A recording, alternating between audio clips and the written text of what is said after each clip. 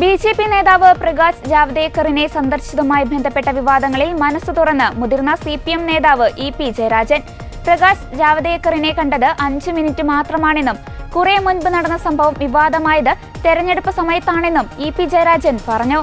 പ്രകാശ് ജാവ്ദേക്കറിനെ കണ്ട കാര്യം നേരത്തെ വിവാദമായിരുന്നു. പിന്നീട് മാസങ്ങൾക്ക് ശേഷമാണ് ഇതിന് വിശദീകരണവുമായി ഇ.പി. തന്നെ രംഗത്ത് വന്നത്.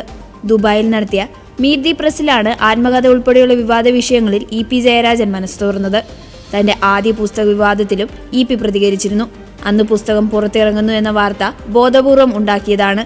ഇതിനെതിരെ നിയമ നടപടി സ്വീകരിച്ചു. അവർക്കൊന്നും പറയാനില്ലായിരുന്നു. അവർ ഖേദം പ്രകടിപ്പിച്ചു. ഞങ്ങൾ വിശാല മനസ്സുള്ളവരാണ്. അവരോട് തുടർ നടപടി സ്വീകരിച്ചില്ലെന്നും ആസൂത്രിത വിവാദമായിരുന്നുവെന്നും ഇ.പി. പറഞ്ഞു. ഇന്ത്യൻ രാഷ്ട്രീയ സാഹചര്യം സങ്കീർണമാണ്. ജനാധിപത്യ മതേതര വിശാല ഐക്യം വളരണം. തദ്ദേശ തെരഞ്ഞെടുപ്പ് ഇടതുമുന്നണി വലിയ പ്രതീക്ഷയിലാണ്.